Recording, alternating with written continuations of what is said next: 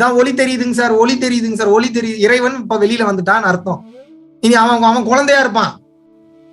குழந்தைக்கு உண்டான பவர் தான் இருக்கும் அவனுக்கு. அவனை வளர்த்து எடுத்து அவனை பெரிய ஆளாக்கணும். உண்மையாவே குழந்தை வளர்ப்பு இதாங்க உண்மையான குழந்தை வளர்ப்பு.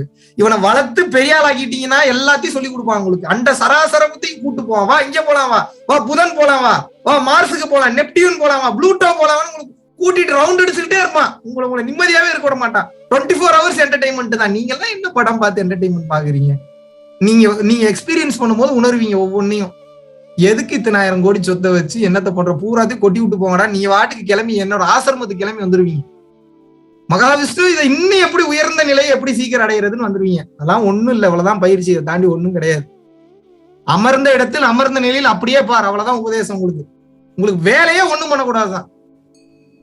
அந்த உணர்வுலயே இருக்கணும், எதை பத்தியும் நினைக்காம. எந்த தாட்டு வந்தாலும் கழிச்சு விட்டுக்கிட்டே இருங்க. Delete delete delete delete. எந்த தாட்டு தான் வேண்டாம். கொடி வேண்டாம், பொண்ணு வேண்டாம், காசு வேண்டாம், வாசல் வேண்டாம், வசதி வேண்டாம். Delete delete delete. வர்றத பூரா டெலிட் பண்ணுங்க. Control alt delete. உள்ளே விடக்கூடாது, ஒருத்தனை கூட உள்ள விடக்கூடாது. டெலிட் பண்ண பண்ண பண்ண பண்ண பண்ண பண்ண கான்சியஸ்ல இருந்து சப்கான்சியஸ்க்கு போவீங்க. அப்புறம் வர்றது பூரா ரொம்ப கம்மியாகும். அப்புறம் ஒரு 5 செகண்டுக்கு ஒண்ணு வந்தாவே பெரிய விஷயம். அப்புறம் 25 செகண்டுக்கு ஒரு தாட் வரும், டெலிட். அதுவும் டெலிட்னா அப்புறம் அப்படியே கொஞ்சம் உள்ள போவீங்க. சூட்சம சரீரம் பாப்பீங்க, உங்க மொத்த பாடியும் பாப்பீங்க. கை எப்படி இருக்கு, கால் எப்படி இருக்கு, சக்கரான்றானுங்களே, உண்மையாவே சக்கரா இருக்கால லூசுத்தனமா உளறி வச்சிருக்கானுங்களா? சக்கரா எப்படி வேலை செய்யுது, உடம்பு எப்படி கிளென்ஸ் ஆகுது, எப்படி ஹீல் பண்ணலாம், ஒருத்தனுக்கு உடம்புல எத்தனை லேயர் இருக்கு, எத்தனை பிரச்சனை இருக்கு, எத்தனை சூட்சம நாடி இருக்கு.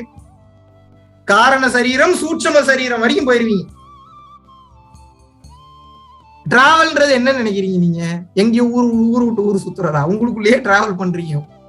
இது தாங்க குழப்பி வச்சிருக்காங்க மொத்த பேரும் போட்டு. இப்ப இது புரியலையா உங்களுக்கு? நான் எவ்வளவு ஈஸியா சொன்ன புரிஞ்சுல உங்களுக்கு என்ன மேட்ரு? பசில சால்வ் பண்ணணும், அது எண்டு தான் சால்வ் பண்ண முடியாது. அதுக்காக இப்பயே போய் சாக முடியாது. அப்ப இந்த வாழ்க்கையை வாழணும். எப்படி வாழணும்? பணங்காசு வேணும். பணங்காசு இல்லாம எப்படி வாழுவீங்க? பணங்காசு இல்லாம ஒண்ணும் வாழ முடியாது. நானே சொல்றேன், தன்னிறைவுக்கு கூட பணங்காசு வேணும். அப்ப என்ன பண்ணணும்? அதிக வீட்டு வாடகை வசூல் பண்ணாம, அதிக வட்டிக்கு கொடுக்காம, அடுத்தவனை பிரச்சனை பண்ணாம, நியாயமான முறையில சேர்த்து வச்ச காசை தனக்காக சேர்த்து வச்சு மற்றவனுக்கு கொடுக்கணும். இப்படி கொடுத்தா தான் நல்லதை சம்பாதிப்பீங்க. சித்தர்கள் என்ன சொல்றாங்கன்னா, இந்த உலகத்தில் நீங்கள் தேடி தேடி சேர்க்கக்கூடிய சொத்தை பத்திரமா சேமிச்சு வைக்கக்கூடிய ஒரே இடம் எது தெரியுமா சொல்றாங்க? பேங்க் லாக்கரா? ஏழைகளோட வயிறுன்றாங்க. அங்க போய் போடுங்க, அதுதான் உங்களுக்கு உண்மையான சேஃப்டின்றாங்க. புரியுதா உங்களுக்கு? எத்தனையோ நன்கொடையாளர்கள் அள்ளி அள்ளி கொடுக்குறீங்க, ரொம்ப சந்தோஷமா இருக்கு. இல்லாட்டினாலும் டெய்லி 300 பேருக்கு எங்க இருந்து? எங்க அப்பாவை சொத்து சேர்த்து வச்சிருக்காரு. டெய்லி ஏதோ நான் ஓரளவு கிளாஸ் எடுக்கிற இன்கம் ஓரளவு கொடுக்கலாம். டெய்லி 300 பேர்ன்றதெல்லாம் ரெக்கார்டு, யாருமே பண்ணாத விஷயம் இப்போ வரைக்கும் இந்த ஏரியால. சோ அந்த ஒரு அருளை இறைவன் எனக்கு கொடுத்த மாதிரி உங்களுக்கு ஏன் கொடுக்க மாட்டாரு? ஏன் கொடுக்க மாட்டாருன்னு கேட்கிறேன். எனக்கு சின்ன வயசுல இருந்து கொடுக்கணும்னு ஆசை, அதனால டக்குன்னு கொடுத்துட்டாரு. என் ஆசைப்படியே கொடுத்தாரு. என்னையே அறியாம அப்படி ஒரு தன்மை இருந்திருக்கு. தேட்டருக்கு போனா நானே காசு எடுத்து செலவு பண்ணுவேன்.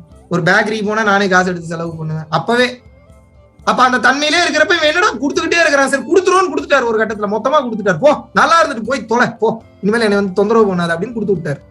ஏன் உங்களுக்கு பண்ண மாட்டாரா? ஏன் உங்களுக்கு பண்ண மாட்டாராங்க? எனக்கெல்லாம் பண்றாரு. நீங்க எந்த விதத்துல குறைஞ்சிட்டீங்க? இங்க பாருங்க, பழைய ஓஎஸ் பிச்சு வெளியில எரிஞ்சிட்டு புது ஓஎஸ் இன்ஸ்டால் பண்ணணும், அவ்வளவுதான் மேட்ரு. அந்த பதிவு பூரா வெளியில போயிருச்சுன்னா போதும், புது பதிவு பூரா சேர்ந்துருச்சுன்னா பரவசம் தான், பேரானந்தம் தான். அது எப்படி போகும்னா இப்படித்தான் போகும், தவம் பண்ணாதான் போகும். என்ன பண்ணணும்?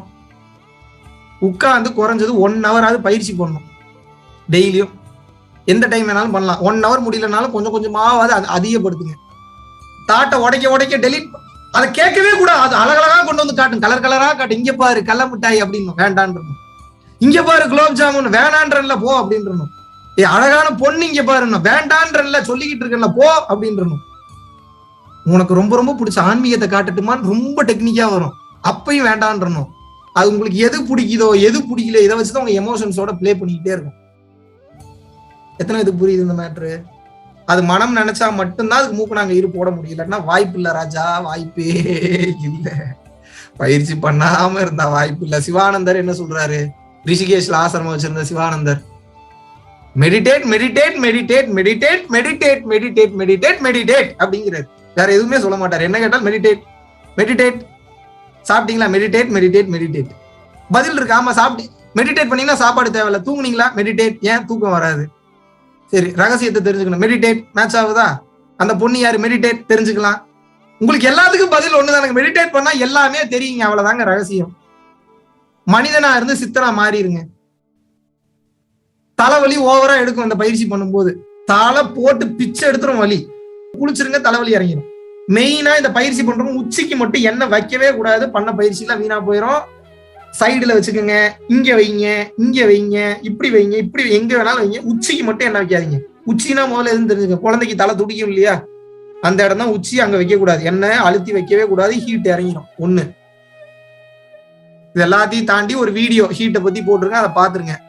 அதுக்கப்புறம் இந்த பயிற்சி முடிஞ்சதுக்கு அப்புறம் மெயினா நீங்க வைக்கக்கூடிய வேண்டுதல், மேக்சிமம் சரணாகதியில் இருந்தீங்கன்னாவே உங்களுக்கு நடந்துரும் எல்லாமே. பட் இருந்தாலும் ஒரு சில பேருக்கு ஒரு சில டவுட் வரும், நம்ம பண்றது பவர்ஃபுல்லான பயிற்சியா, வேலை செய்தா இல்லையா? நீ பண்ணி பாருங்க. என் ஃப்ரெண்டு ஒருத்தருக்கு சொல்லி கொடுத்தேன். காலையில தான் ட்ரை பண்ணிருப்பாரு போல. டப்பு டப்பு டப்பு டப்புன்னு ஒரு 50,000-60,000 பணம் சேர்ந்துருச்சு. என்னப்பா ஏதாவது தீய சக்தி ஏதாவது வேலை பாக்குதாப்பா? இப்பதானப்பா வேண்டிட்டு வந்தேன் அப்படின்னாரு. என்ன வேண்டீங்க? பணம் வேணும்னு கேட்டேன். மரம் வெட்டுறது காலில் என்ன டக்குன்னு பக்கத்து வீட்டுல மரம் வெட்டின காசு 8,000 வருதான். ஒருத்தன் காசே கொடுக்காத தேடி வந்து 8,000 வச்சுக்கிட்டான்ட்டு போறானா. ஒருத்தர் ஏடிஎம் கார்டை கொண்டு வந்து, நான் வெளியூர் போறேன், ஏடிஎம் கார்டை நீ பத்திரமா வச்சுக்க, செலவுக்கு ஏதாவது வேணா வச்சுக்க, அக்கௌண்ட்ல ஒரு 1,00,000 ரூபாய் பணம் இருக்குன்னு கொடுத்துட்டு போறாங்க. எப்படி இருக்குது கேட்கும் போது உங்களுக்கு? Sorry, retired navy mister DS Senthilkumar பயந்து போய் உட்கார்ந்து இருக்கிறாரு. இப்படி எல்லாம் வேலை செய்யுமானு நான் தான் சொல்றேன்ல, வேலை செய்யும். நான் சும்மா போட்டு சோதனை எல்லாம் பண்ணிட்டு இருக்காதீங்க. அதெல்லாம் ஒரு டைம் சோதனை பண்ணிட்டு உருப்படியா பயிற்சி உருப்படியா பண்ணுங்க.